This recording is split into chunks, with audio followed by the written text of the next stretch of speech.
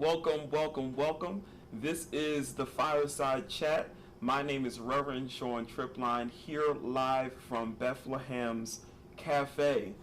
As you are aware, many of you have been a part of this Fireside Chat before. We are so excited to have yet another opportunity to share with all of you what is happening not only in the life of Bethlehem, but also in the life of this community.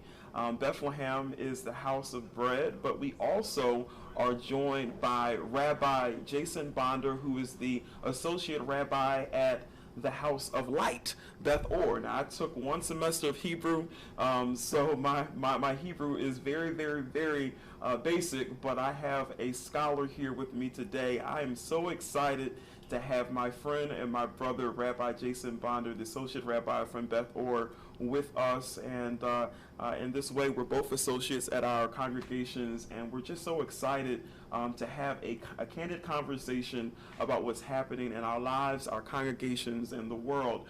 Pastor Quan, who is normally here with me and normally leading this effort, is away at a meeting at this time and could not be here this week, but we are looking forward to having a wonderful conversation with Rabbi Jason Bonder. Rabbi, how are you today? I'm doing well, thanks. I'm honored to be here. Thank you for inviting me, and this is just a terrific opportunity. I'm so glad we're getting to chat like this in this setting, right. Which we've done a long time ago in Starbucks, and then right. and then over the phone, and virtually ever since. So right. So that was the beginning of this year, right. that we were just beginning to get to know each other, and kind of surprised at some of the similarities in our coming to the churches where we are, and just kind of going through our education, and just kind of being conjoined in that way.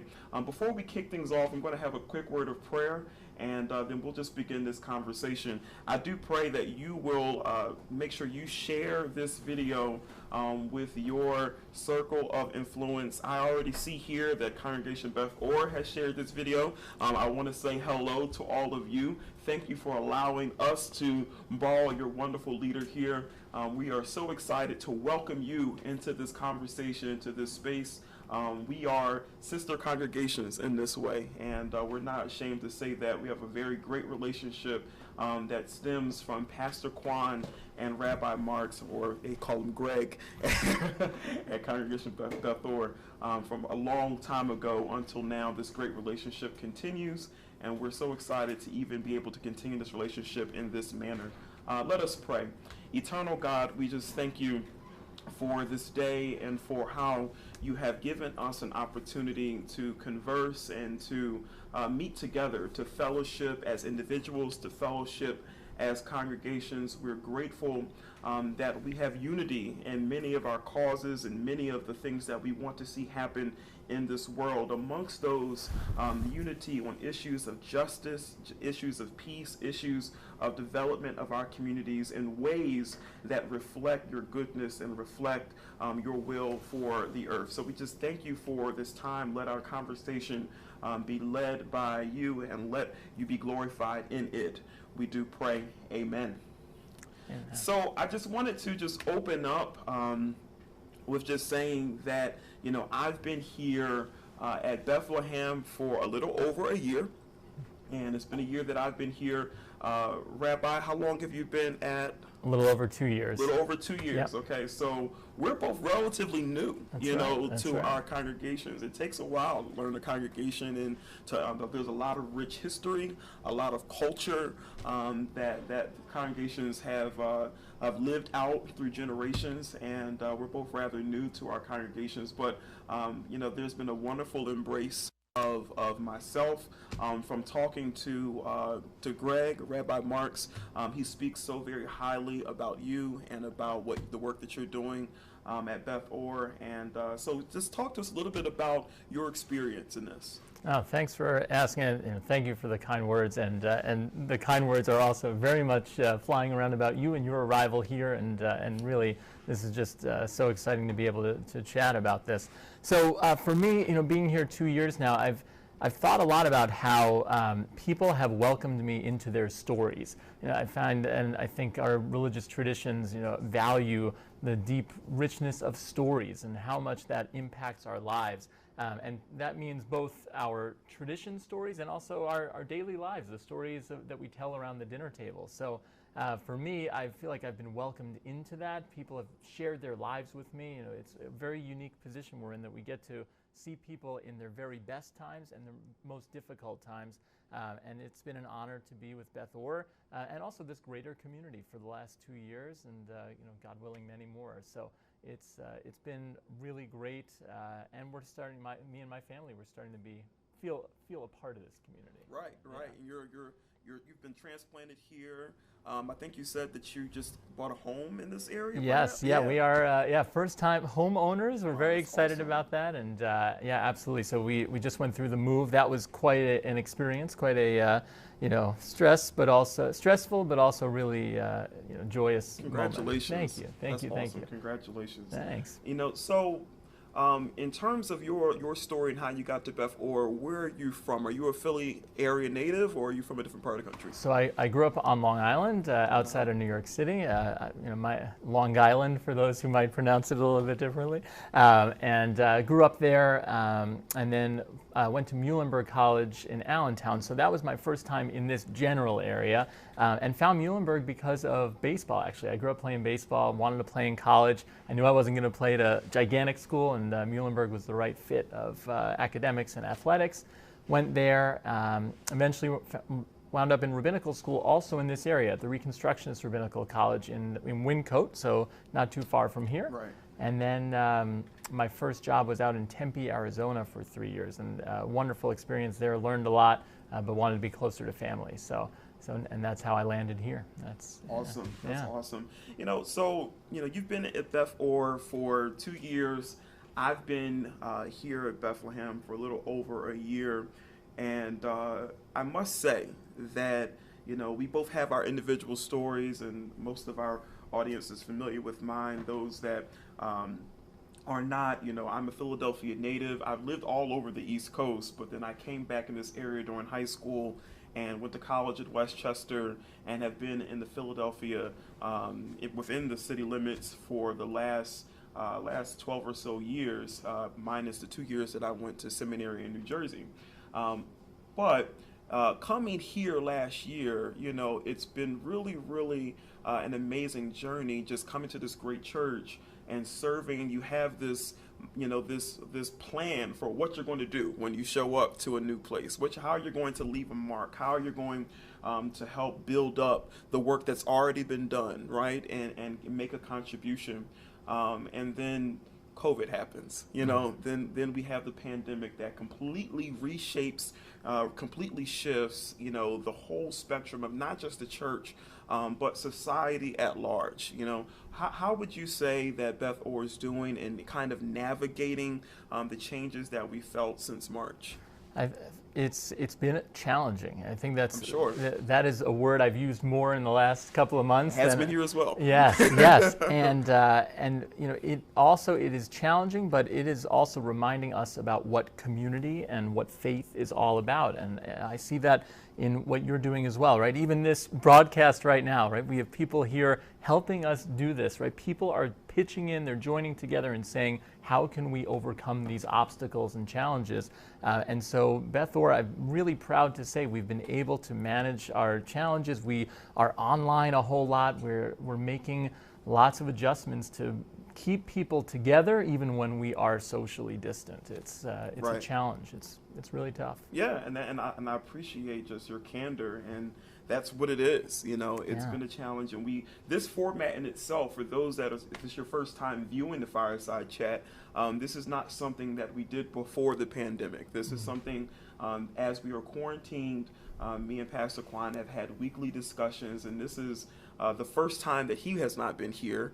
Last week we had the chief of police as well as the deputy, the lieutenant, were here with Pastor Quan, but it's something that we have done every week together as a way to just be able to converse and to kind of let our feelings and our thoughts and what's going through our minds and our spirits, even in this time, be felt by the congregation in a way that does not replicate real community, the way that we've known it, but can help us to foster some new forms of community. So we're just grateful to have this venue. Now, he mentioned that we're here and we have help, and I want to bring them to the forefront. I won't ask them to come in front of the camera, but we do have Mr. Joe Wingen of Tamaron Video, who runs our live stream in many capacities, but every capacity of our video ministry here, he's there, as well as the chair of our trustee ministry, Trustee DeVoe, Darren DeVoe, is here as well running our live stream. So we are thankful for them and thankful for the work that they put in and week out. For here at Bethlehem, it's much of the same. It's much of the same. We've felt a lot of challenges in this time, but I think you would agree that challenges also bring opportunity. So a challenge, the fact that we have our mask here, where we are doing, we walk in the building with our mask, and we're short the distance. You see the distance that we have in this venue right here. We're having to just reshape how we think, how we live, how we interact. But it really is an opportunity to kind of experience newness and experience what God is doing in this time, despite of those challenges. Jason, I would ask you, just as I think about, ministry, as I think about, what your role is at Beth, or what is it that made you even want to become, a rabbi? How did this all happen? I heard about rabbinical school of Wind Code. I know that's nearby. I heard about, what the work that you're doing, and I know you personally, so I know some of the work that you're doing over at Beth Or. But just kind of open up for us, what are some of those foundational motivations to even become a rabbi? Yeah. So for me, one of the most inspiring things about the word Israel, about the word Yisrael, is that it means to struggle with God, and that is something that I think the Jewish people have taken so seriously, and it's become part of culture to ask big questions, and that questions can lead not only to answers but more questions. And for me, that is what I see as one of my roles, and especially in these times of difficulty, in these times where we're asked to behave differently, to ask ourselves, well, what is at the core of why I'm doing what I'm doing? And that goes for us as clergy, but I think it also goes for everyone out there, to ask ourselves, okay, if this is meaningful to me, why? And to really struggle with that, because then we can, in this moment, take the opportunity to say, for example, if prayer is important to me, and communal prayer is important to me, and I can't do that. I can't go and sit in the sanctuary and be with my congregation. I can't have that uplifting experience. Why is that so important to me? And how can I now act in a new way? And I think that comes with wrestling. It comes with really digging deep into our stories that we tell ourselves every day about what's important to us, what makes us who we are. So that's my job, I think, as a rabbi, is to help people ask those tough questions and then be a guide as they go through and wrestle with what it means to be a good person in the world. And so for me, I take that experience, or that motivation, with a lot of joy, and it energizes me to keep doing the work we're doing in a very different way now, right? Over Zoom, over right. the internet, everything. So right. Yeah. That is so important. So Israel means wrestle with God, and we know the biblical story, and that is very powerful. And I love the way that you framed that. I just love the way that at the presupposition to that is that people have questions, and that people, as we look at life, as we look at faith, we see the world and we see what we believe or what we were perhaps raised to believe, but really understanding the connection of those two and how they interact and how one informs the other and what that process is like.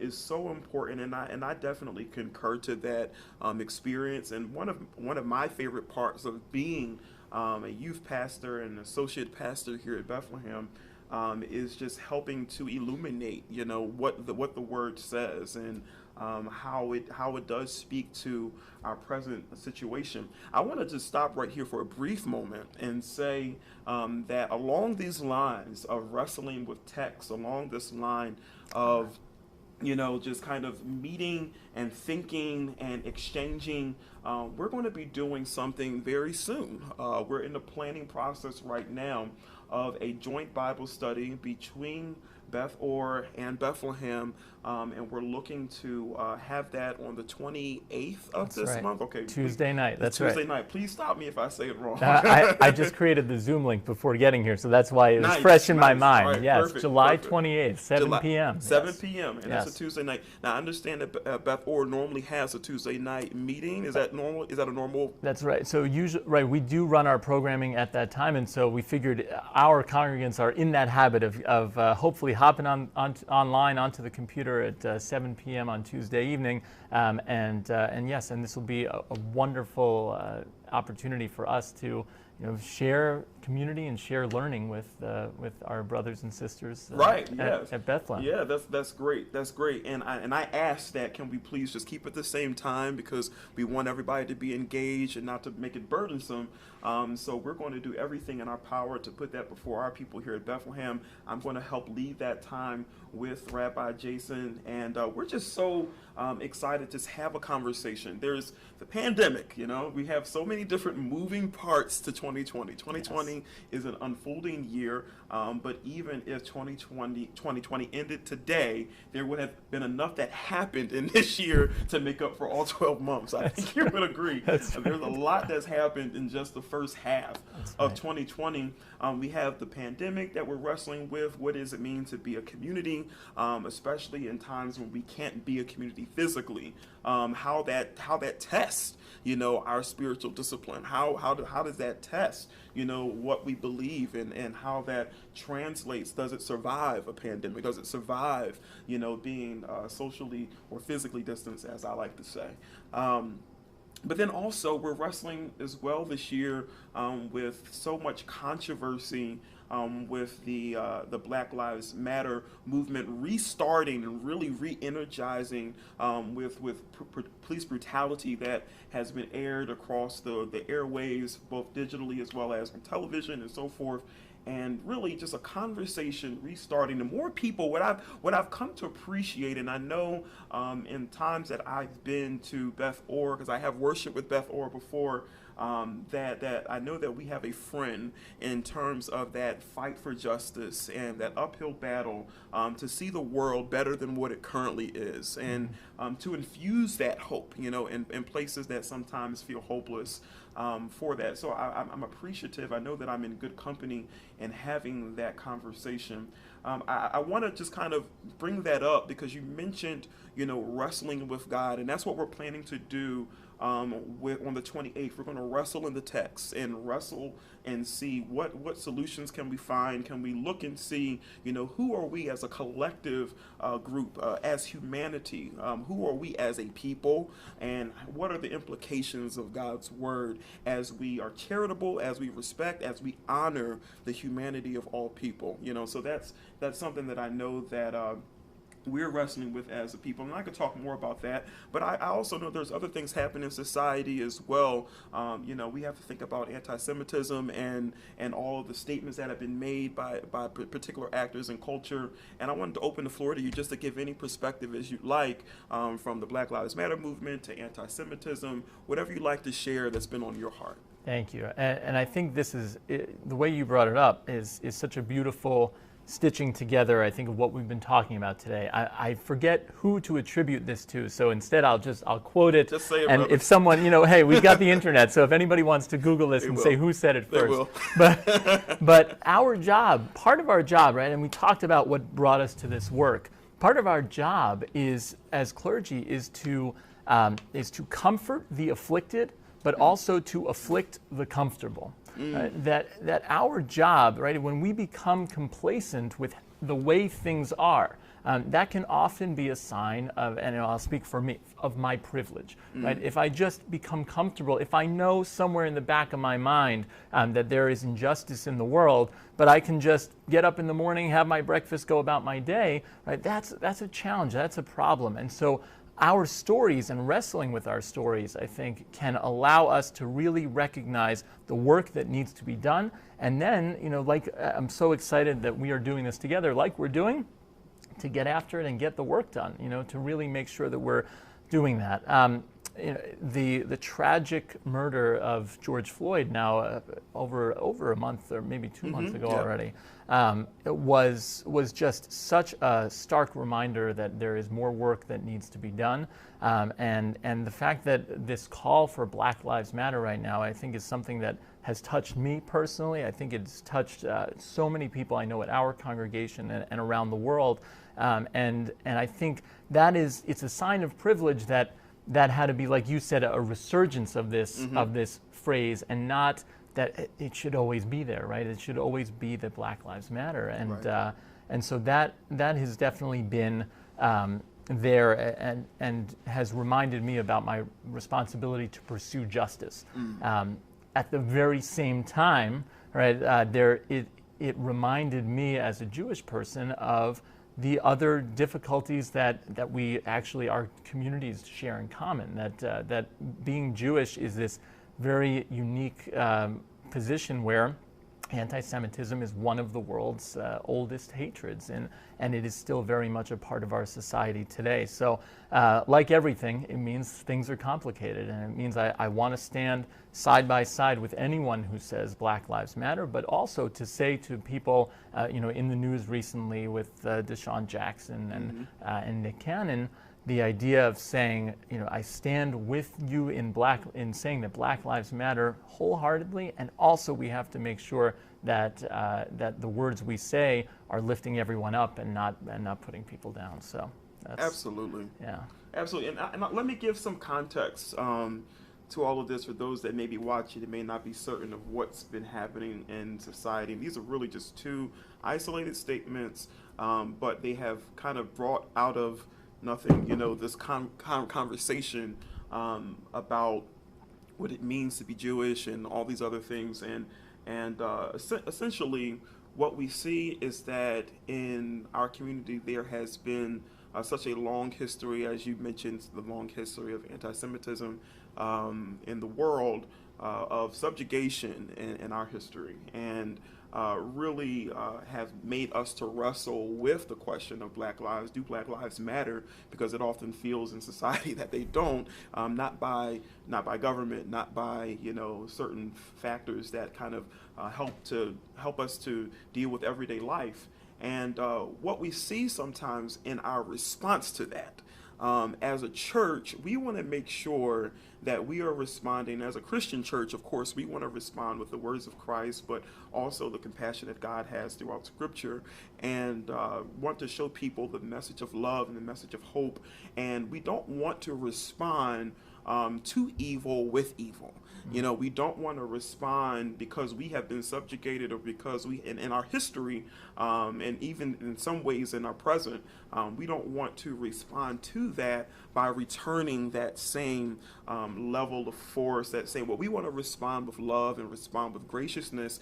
We do want to afflict the comfortable, right? And I think that a great text, for us to even maybe to think about for the 28th, as you're going to bring all the scholarly insight from the Hebrew Bible. We call it the Old Testament in the church.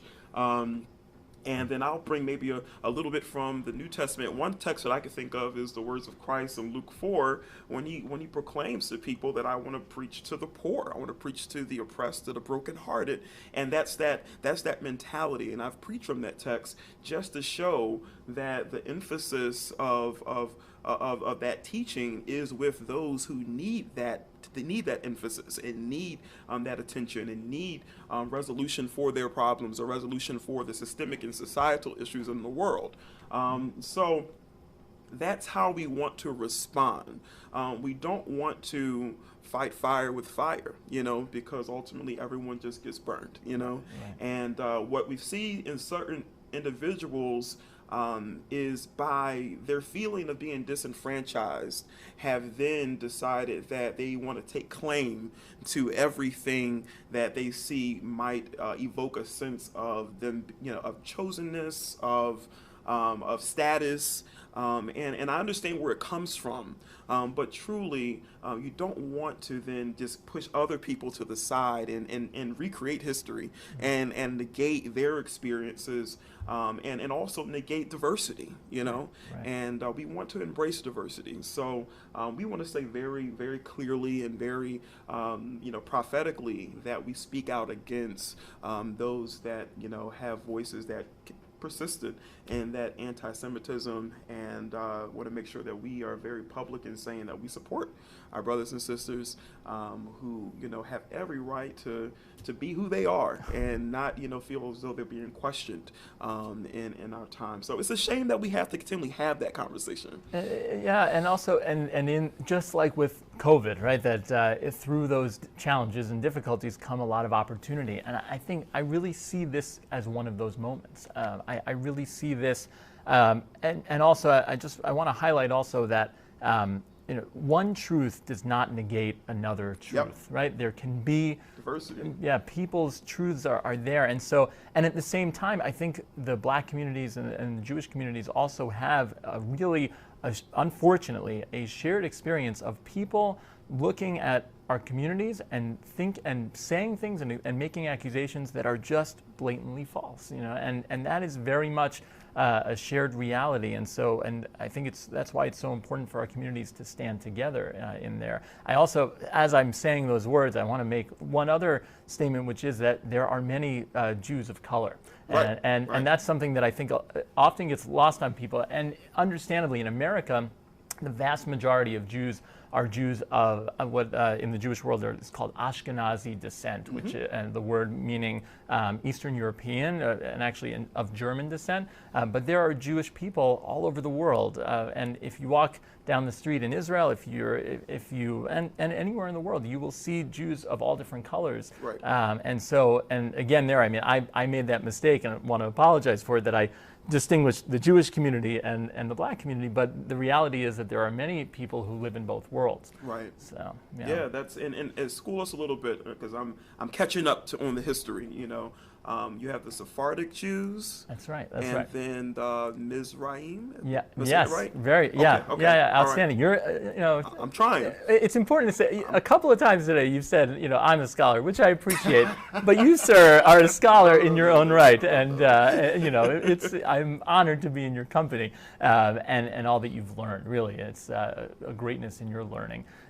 Yes. So Jewish people, the general classifications or different communities that Jews come from in the world. There are Ashkenazi Jews, which are Eastern European descent. Sephardi Jews, the Hebrew word Sfarad is the word for Spain. So it's actually Spanish Jews who then made their way to different places, especially after moments of persecution like the Spanish Inquisition and other moments in history where Jews had to flee from where they were living.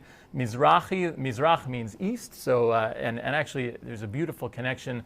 The word for sunrise, Zorachat, means the sun is rising, and so Mizrach and Zorachat actually share a root of this word of the sun rising in the east, and that is Eastern Jews, Iraqi, and Jews that are, I guess, further east than Jews that identify either in Spain or in Eastern Europe.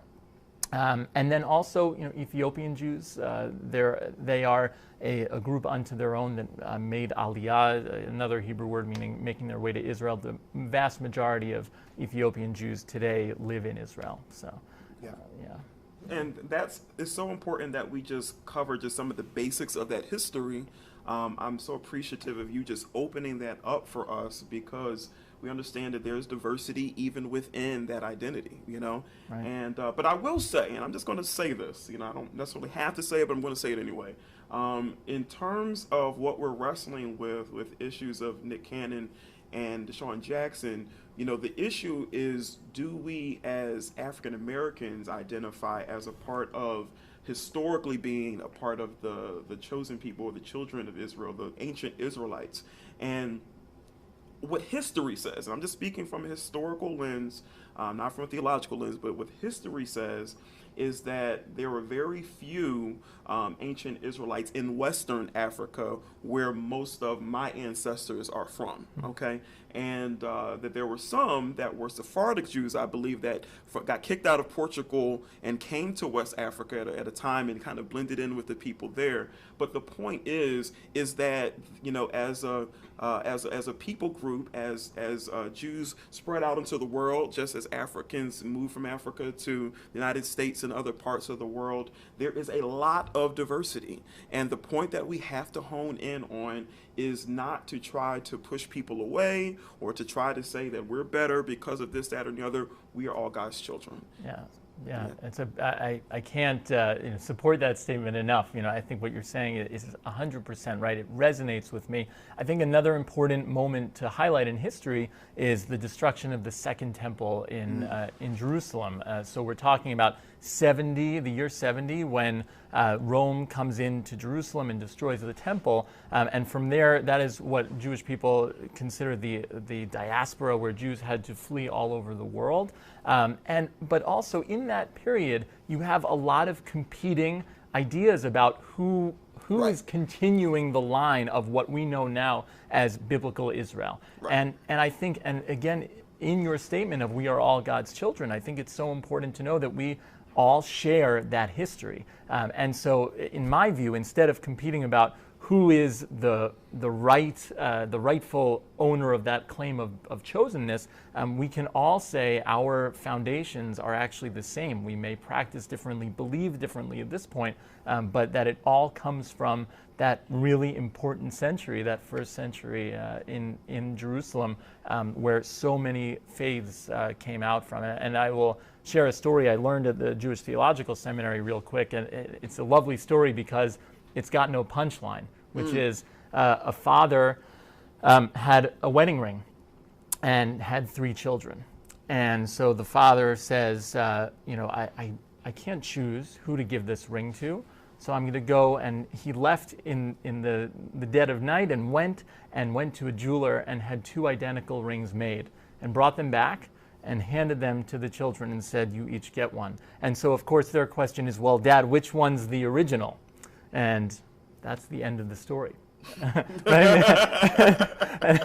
I think that really helps us, I think. And I think that's where these statements come from, a place of, instead of saying, well, it's my birthright. We talk about this all the time in Scripture. It's my birthright, not yours, right? Isn't there enough blessing for all of us? Is it mine or yours, or is it that it's ours? Each in our own way, and nobody knows, who's got the original ring. So. I appreciate you using that narrative approach, and I'm laughing to myself because that we had a discussion in a class in the fall, and I'm just kind of laughing because, wow, I actually heard that narrative as it explains and kind of creates a foundation for when we think about diversity and we think about personhood, as we think about just being as a people. But also, wow, stuff I learned in seminary, I'm actually using outside of seminary. Because we both were in Right. There it is. Okay, all right. So this is a very, okay. All right, now, all right. I cut you off. No, yeah. So, but that is great, and I just want to just point out and celebrate that this is what you're hearing from a Jewish rabbi who represents a local congregation. The Bethlehem. Some of you may not know this church. We've been here since, I believe, 2004, I believe, is the year that we came to this building. But this building was the former location of Congregation Beth Or. And we're just so grateful to not just have a physical connection, but also a personable connection throughout all of these years that, these congregations have existed next door to one another. But you're hearing this message of leaving room for diversity from within the Jewish faith, and even for Christians, we believe, what we learn in John when it talks about believing and becoming the sons of God. We believe what we learn in Galatians when it talks about breaking down the partitions that separate group from group. So really, there is a unity in our message that speaks to who we are as a collective as we unite around our faith. So that is encouraging, and I really wish that more individuals please share this video. Let's just say that, share this video with others that they might be able to see that we're stronger when we're united, and we're more productive when we're united, and we can even exchange. We can even disagree on certain things. It would be such a boring world, right? If we agreed on everything, and there is this. There's something special about these ideas in our shared traditions of chosenness, of who is, who is this way. I think there's a way that we can live together and in harmony with it, because I think, for me, I translate it as being unique, right? That our differences make us unique, special, and it is worth cherishing that while also recognizing diversity and the fact that we can share so much. And look, it's what makes life hard, and it's what makes life beautiful, that we all are unique, I think. That's awesome. Yeah. That's awesome. So, if you have a question for either myself or for Rabbi Jason, I want to say that you can leave your question in the actual comment section, and we will be able to receive that. But in addition to having the question written, if you'd like to call in, we want to make that available for you as well. The number to call in is 712-770-5600. In just a moment, that will be inside of the chat box as well if you're viewing this on Facebook. But if you're not, then make sure you write this down, 712-770-5600, and the code is 674854. So that is another opportunity. If you have a question about the conversation that we're having, we want to make sure that we open that up to you. Now, on a personal note, we've gone from personal to big, then we'll move back to personal a little bit. We recently shared that I am looking to start at Villanova next month. Yes. And I'm really blessed to have an opportunity to continue my graduate studies there. But you're also planning, maybe. I don't want to put all your business out there. No. It's okay. Now. It is official. So Hebrew Union College offers a program called the DHL, a Doctor of Hebrew Letters. So it is an opportunity to learn and continue my studies, and also at the same time, be able to hopefully contribute something to academic work. It is a tall order, but it's one that I'm jumping into this semester and hoping for the best. So I'm going to be starting that this summer and this summer, continuing my studies. Well, this summer, yes, and it's all distance learning, so it's all from and it's designed for congregational rabbis, people who are in the in their jobs, in their pulpits. So that's kind of where we are. Yeah. Awesome. Yeah. Awesome. That's great.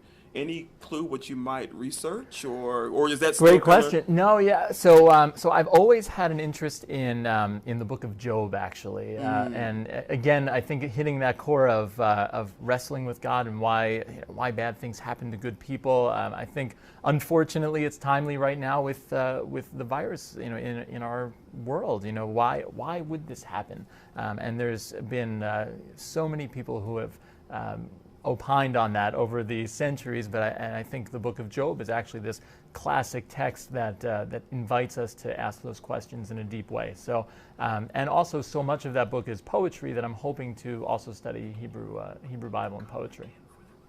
Yep. Yeah. Wonderful. That's wonderful. Yes. So. And we also just put the code for the questions inside of the chat box in the discussion.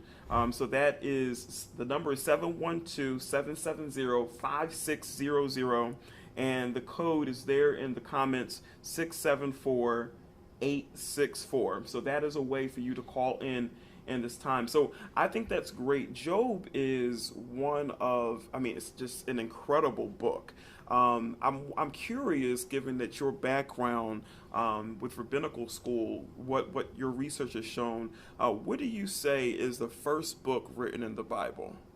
Oh, good question. Good question. So, well, this is it's a beyond a good question. It's a wonderful question because there's so many different answers, right? So I think, the first question that I always have with that, especially doing the work that we're doing, right? There's the work of the academy, and then there's the work of, of our tradition, right? So it's a question of, where are you coming from? And I usually use the expression in our Torah study classes on Saturday. Do you want me to wear, do you want me to put on my scholarly cap or my kippah, my yarmulke? So tradition versus the academy, I think both have so much to contribute. So I think the answer there, tradition is, this all came down from Sinai, right, to Moses, and written as is. And then one of the great lines from Dr. Elsie Stern, who teaches at the Reconstructionist Rabbinical College,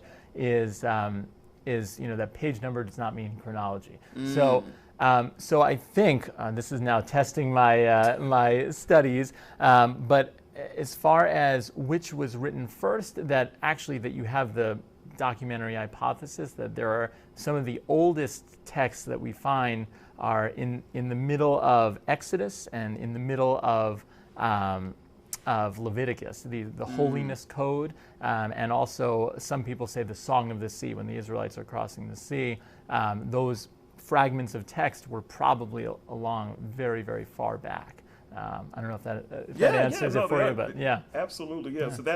So you're kind of in the area of some of the things that I've heard. The reason why I asked that, though, is because there is research that posits that maybe Job was a contemporary, perhaps, of Abraham, and that book might have been the first. So now we're getting really into the scholarly and brainy side of theology and history. Well, yeah, but speaking on that, I know. So I had the privilege of learning with Dr. Ed Greenstein, who is a professor at Hebrew University in Jerusalem, but every summer he comes to New York and teaches at the Jewish Theological Seminary. Not this year, for obvious reasons, right. But he, in his class, he talked about how scholars believe, exactly like you're saying, that the story of Job probably existed long before it ever got written down. Right. And so, so for that reason, there is this idea that perhaps it happened long, long before the order shows in the Bible. So, yeah, absolutely. Good stuff, man. Good stuff. So I just want you to know, and maybe, if it's extremely boring to even hear this level of history and research, that we actually do some of this work in our free times, for fun. For fun. We actually enjoy it. Yeah. But at the same time, those bits of knowledge, those little drops of wisdom can come into play in our everyday lives as we search those scriptures for questions. The book of Job, as you said, kind of gets to this core question of why do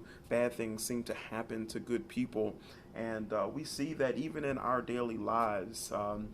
That when we look out the world that we're living in, we look at the virus, we look at things that happen in our community, we're kind of shaken to our core at times to wonder why is this happening. I want to ask from, you work with the youth of Beth Or as well. I'm kind of curious to hear, how they're doing, in all of this, and how are they managing to just continue to go with the different waves of this year. Yeah, thanks for asking. It's an honor that I get to work with the students at Beth Or and the youth, as well as our religious school director, Aaron Nielsen Schultz, and together, what we've seen, and also Jillian Peskin, we've got a whole team. If some of you are watching, hi guys. Nice.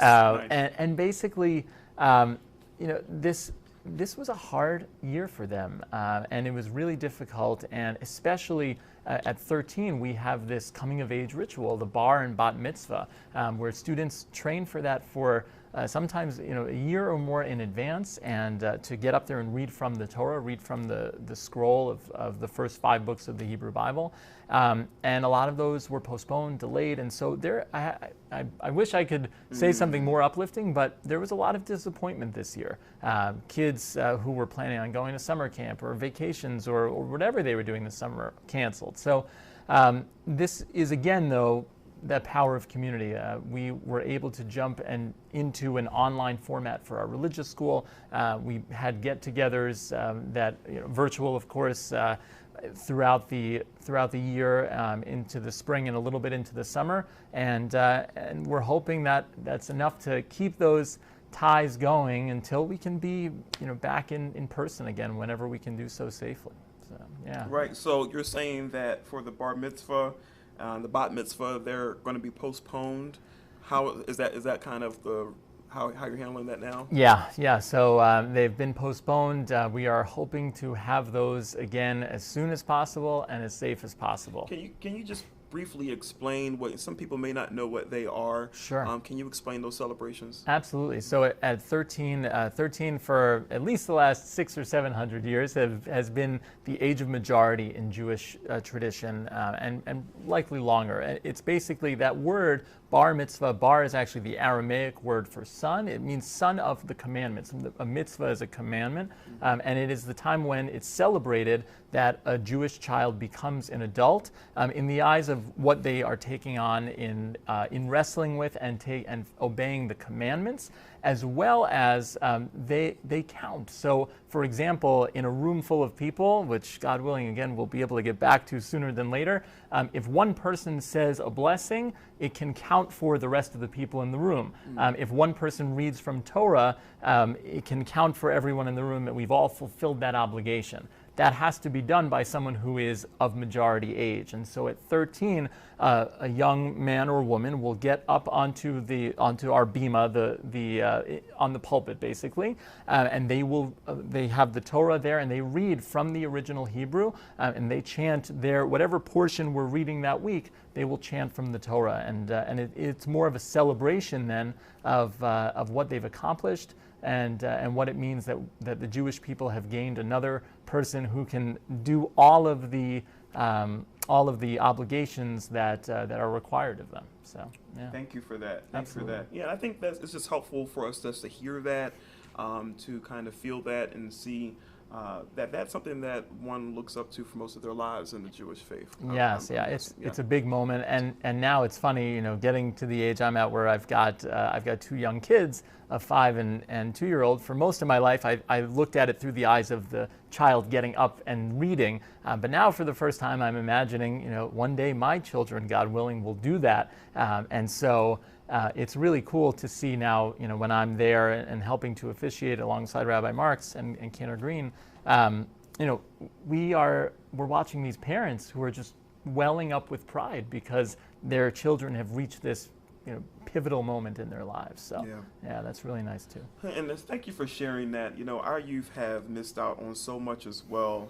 We actually had last week, in replacement for many of them losing their graduation ceremonies. Yeah. We turned the parking lot into a big parade. Oh, awesome! Oh, that's so great. So it was beautiful. We had there's a couple of signs in here, but we had signs with everybody's face and name on it.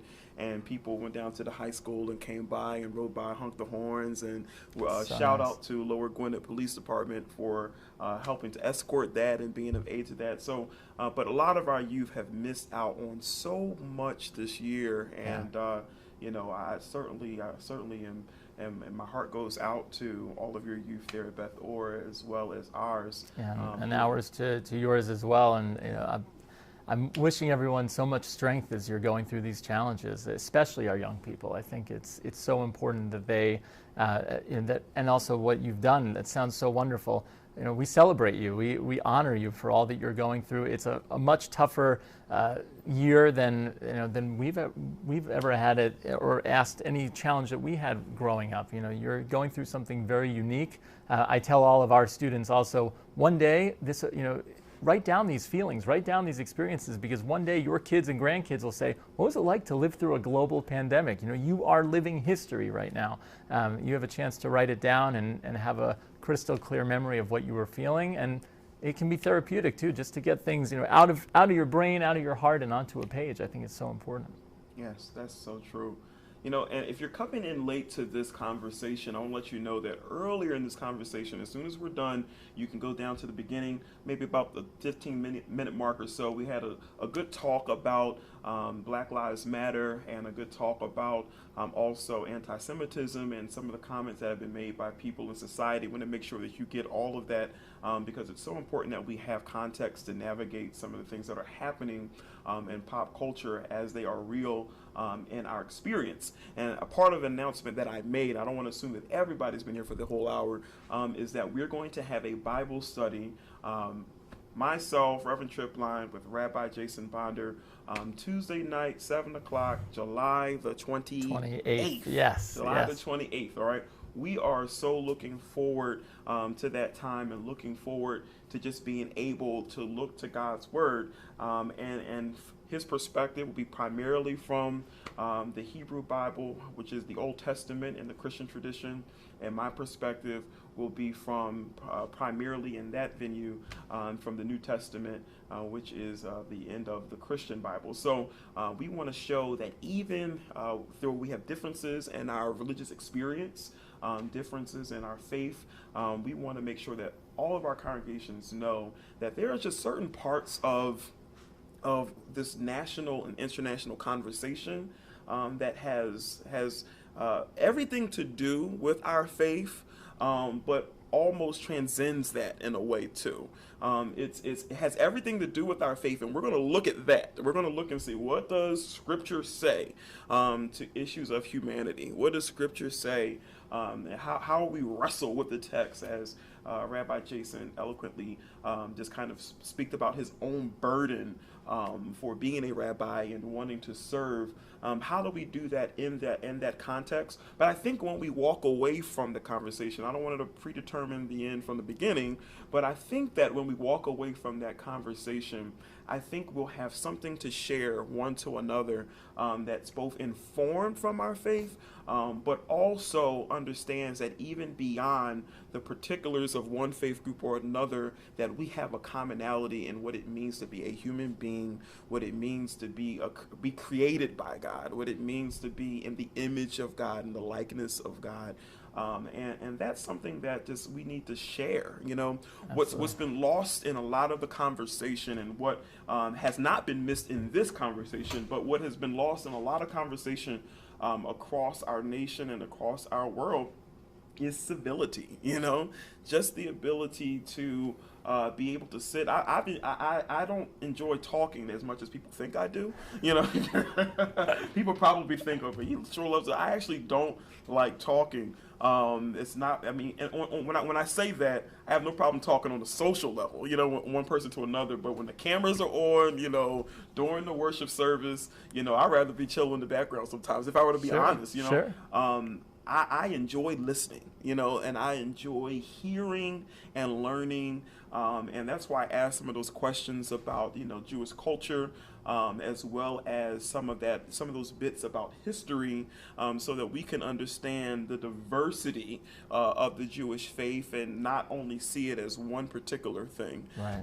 So I'm so excited about the 28th. Oh, me too. It's really going to be special. And one thing, in this national conversation that's going on right now, all of the challenging things that have been said, there's also, I see a lot of hope. And this is something I spoke about last Friday night, is that Julian Edelman, I don't know if you saw, player on the Patriots, right? Say what you want about the Patriots, but we'll leave that for next time. We can do a sports show too. But there is this amazing response. Julian Edelman has Jewish ancestry. He is truly identified with that part of his identity, and he reached out to Deshaun Jackson and said, "Let's go to D.C." Let's go visit the Holocaust Museum. Let's visit the National Museum of African American History. Let's have those conversations, and he ended by saying, "Let's grab burgers," right? And it's, right. I think it's exactly like you're saying, is that we have our differences, but at the end of the day, who doesn't like burgers? And by the way, veggie burgers, whatever you like, right? No, but who, it's that appeal to our common humanity, the idea that we are all created in the image of God, that is very much a shared principle, and so I think it's exciting to see that emerge, and it doesn't get as much coverage sometimes. Sometimes the big inflammatory statements are what's plastered across the news, and then, oh, and by the way, they're going to go learn together. But I think that's our job to say, oh, that's the part that's hopeful. That's the part that will lead us to a better future. And I'm honored to be doing that with you on the 28th, to be learning together. I can't wait to hear your wisdom and the wisdom of your community and our community. And this is, like you said at the very beginning, a continuation of a wonderful tradition now decades long. That's exactly where I was going to go with this. Yeah. That we don't just, it wasn't that I just up and met, Jason and said, let's talk and have a Starbucks. No, really we met because of the relationship of these churches, the Bethlehem Church, as well as the Congregation Beth Or Synagogue. And I just want to just say that I am grateful, and I know you are grateful to Pastor Kwan and to Rabbi Gregory Marks, who have offered years and decades of leadership to these congregations, and have led in such a way that we have learned to embrace our similarities, and we've learned to really have each other's back, in many of these conversations, but also where the rubber meets the road. We were blessed to have Rabbi Marks. He came out for the Black Lives Matter protest that we had in Ambler that was organized through a number of churches and organizations, as he is a part of the Wissahickon faith group. I'm butchering the name. Yeah, WIFCA. I always remember the acronym, right? Yeah. Wissahickon Faith Community Association. There it is. If it's not exactly right, I apologize. Right. But the local people know. Yeah. That is a long-standing relationship between the two, and also I want to say to their credit that not only have they been willing to have some dangerous conversations and have some meetings of the minds when things have happened in culture, but they have worked proactively as well. The same way that Julian Edelman said to Deshaun, let's go down to D.C. and have a shared, time of learning, where you can learn from me, I can learn from you, we can have, break bread together and so forth. Pastor Kwan and Rabbi Marks were planning that very trip, right. And we were hoping to do that trip in April, I think it was. I think so. Yeah, so then the pandemic happened and so forth. So, that's the sort of relationship that we have, and that's how we have to lead. We have to not just be, responsive, not just reactionary to what's happening in the world, but we're making an intentional statement that as faith groups, as people of God from different walks of life and from different belief systems even, we want to unite up around certain causes in certain parts of our being a community together. So I am just so thankful for everyone that's tuned in. The hour went by really fast. Yes. I'm so thankful for everybody that tuned in for this hour.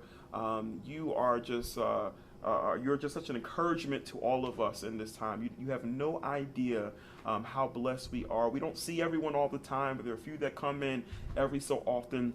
We want to say God bless you and thank you for being here for this Fireside Chat. I am grateful to Rabbi Jason Bonder, my friend, who has stepped in this time, last minute, be it all, stepped in to have this conversation. I think it was perfect with everything that's happening in the world, as well as the Bible study that we're planning for the 28th. Just to get a preview, this was just scratching the surface. This was just kind of like setting the stage. This is us saying our hellos and our how are you doing.